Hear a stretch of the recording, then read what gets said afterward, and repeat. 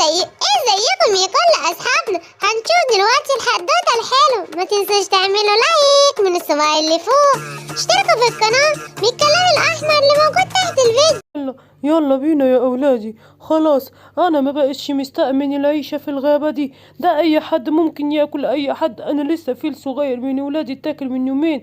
أنا مش هستنى. يلا يا مراتي، يلا يا ولادي نمشي من الغابة دي. الحقوني الحقوني، الضبع الشرير بيجري ورايا. الحقوني، الحقني يا ملك الغابة، الحقني يا ابو سيمبا. يا وزير فهود، أنا عايزك تبلغ الحيوانات كلها وبالذات أخويا سكار. أنا منعت الصيد في الغابة. ممنوع أي حيوان يستضعف حيوان أصغر منه ويروح يصطاد. أوامرك يا ملك الغابة. أنا هبلغ كل الحيوانات باللي انت قلته، بس لو حد بقى فيهم مرضاش ينفذ الكلام ده هعمل ايه؟ هيتسجن. أي حد ما ينفذش كلامنا يا فهود يدخل السجن على طول.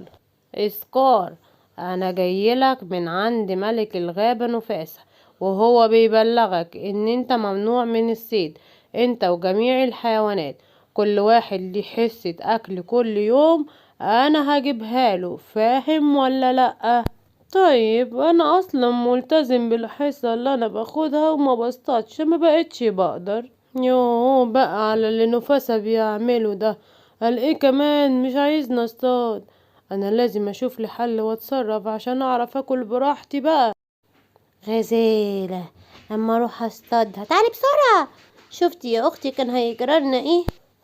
التمساح اللئيم كان عايز يصطادني وانا بشرب في المية. خدوا بالكوا يا بط يا بتابيت، وانتوا في المية التمساح ممكن يصطادكوا. ربنا يستر علينا بقى. يا ملك الغابة، انا جاية عشان ابلغك باللي حصل لي. ايه اللي حصل لك يا غزالة؟ في ايه؟ كنت بشرب من المية، التمساح الشرير طلع وكان عايز يأكلني، وانا خفت منه جدا وقلت اجي اقولك. ما سمعش كلامي. لا، انا هبعت دلوقتي واجيب الوزير فهودة وهخليه يجيب التمساح ده وهنحبسه، ما تقلقيش. ازيك يا ثعلوب؟ انا جاي ابلغك بالقرارات الجديدة اللي خدها ملك الغابة. خير خير، ملك الغابة عمل ايه؟ منع الصيد في الغابة. خلاص من هنا ورايح اوعى تفكر تصطاد اي حيوان، يا اما هيعاقبك بالسجن. والكلام ده للجميع، حتى انا قلته لسكار اخو الملك. انت فاهم يا ثعلوب؟ شكرا ليك يا فهد، هحاول افهم كلامك ده واحاول انفذه. بقورة بقولك ايه، ما تخافيش مني، انا ما بقيتش اقدر اكلكم. ملك الغابة منع ان انا اكلكم. ممكن تديني شوية ذرة من الصفرة دي عشان ابني جعان جدا؟ ممكن تديها لي اكلها له؟ يا سلام عبيط انا عشان اديك ظهري فتقوم واكلني انا؟ لا طبعا. ويلا امشي من هنا لحسن هنادي على الفهد الوزير. يا فهد يا فهد. خلاص خلاص يا بقورة، هسيبك وهمشي، مع السلامة. مش عارف بابا اتأخر كده ليه. انا جعان جدا، ده قالي هجيب لك فريسة جميلة تاكلها بسرعة. يا رب ما يتأخرش اكتر من كده لحسن انا جعان جدا. ازيك يا سكار؟ شفت اللي اخوك بيعمله فينا؟ ينفع ده يرضيك ده؟ لا لا لا، ما ينفعنيش ابدا. ده حتى كمان منع عليا انا كمان الصيد. الله يسامحك يا نفاسة، امال احنا هناكل مين؟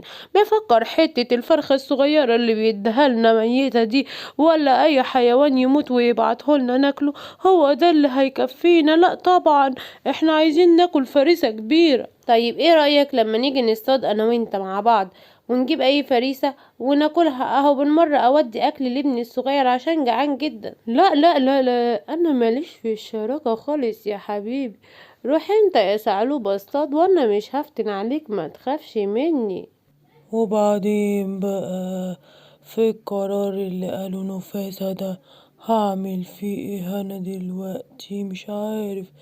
انا ما بيكفنيش اللحمة اللي بيجيبها، لازم اصطاد. على كده بقى انا هطلع برا الغابة دي واصطاد واجي. عملتي ايه يا غزالة يا اختي عند نفاسة؟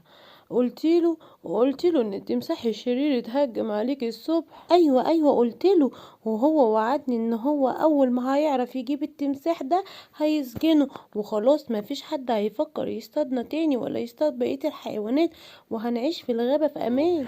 ازيك يا ام سيمبا؟ عاملة ايه؟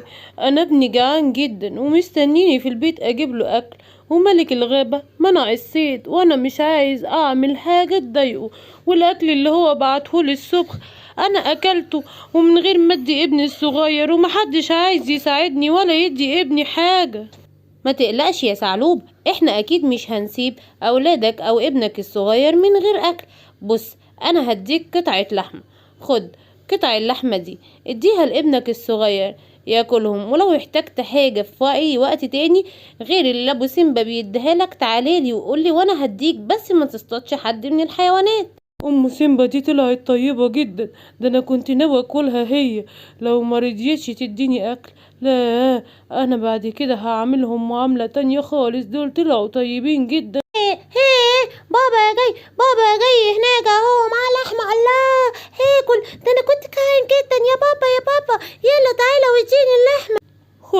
خد يا ثعلوب يا حبيبي، كويس ان انا عرفت اجيب لك لحمة. ام سيمبا دي طيبة جدا وهي اللي بعتلك اللحمة دي. اوعى تأذي حد من الحيوانات يا حبيبي. خلاص، احنا مش هنصطاد تاني وهم هيبعتولنا الاكل كل يوم، ولو الاكل ما كفاناش كمان قال ان هو هيجيب لنا تاني. ام سيمبا وعدتني. يمي الاكل جميل، انا كنت جعان جدا يا بابا، شكرا شكرا. ازيك يا دب يا قوي؟ بص، انت بقى اقوى حد في الغابة دي، فانا جاي اتفق معاك اتفاق، نتفق على ابو سيمبا. قال ايه يعني؟ عايز يدينا شوية اكل كده فتافيت. انا الثعلب الصغير حب يتفق معايا وانا مرضتش، قلت لازم اتفق مع حد من الكبار اللي زيك. منك يا سكار، عايز تأذي اخوك ليه كده؟ ده طيب جدا وبعت لنا الاكل وكل يوم بيبعت لنا الاكل، ده ملك غابة عادل. امشي من هنا يا سكار، بدل ما اطلع التمارين اللي انا بتمرنها دي عليك واديك بالبتاع اللي في ايدي دي. امشي من هنا. جودزيلا الحمرا، ازيك؟ انا جايلك مخصوص عشان عارف ان انت ما بتحبش نفاس اخويا. جاي بقى اتفق معاك نروح نضربه وامسك انا بقى ملك الغابة عشان تقدر ترجع الغابة تاني. امشي يا سكار يا شرير من هنا، امشي. انا مش عايز اعمل حاجة لنفاسة. نفاسة ده هو اللي خلاني ابطل الشر اللي انا كنت بعمله. انا قعدت هنا بعيد عن الغابة عشان ابطل شر.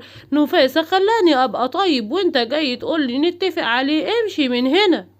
ابو سيمبا، انا بعد اذنك يعني اديت لثعلوب حتة لحمة زيادة لان ابنه كان جعان. ما فيش مشكلة خالص يا ام سيمبا، واللي انت عملتيه ده صح جدا طبعا. لو لقيتي اي حد من الحيوانات جعان واحنا عندنا لحمة زيادة اديها له طبعا. انا قررت ان انا ادي كل واحد لحمة على قد احتياجه عشان يبطلوا ياكلوا في الحيوانات، لحسن كده الحيوانات هتنقرض بسبب ان هم بياكلوا ببعضيهم. ايوه يا ابو سيمبا، ما انا عارفه ان انت ملك عادل. سمعت يا سيمبا باباك؟ انا عايزاك تتعلم من باباك ولما تكبر تبقى ملك عادل زيه كده، وكل الحيوانات الضعيفه بتحبك. كل الحيوانات الضعيفه بتحبك يا ابو سيمبا، وانا كمان وسيمبا بنحبك.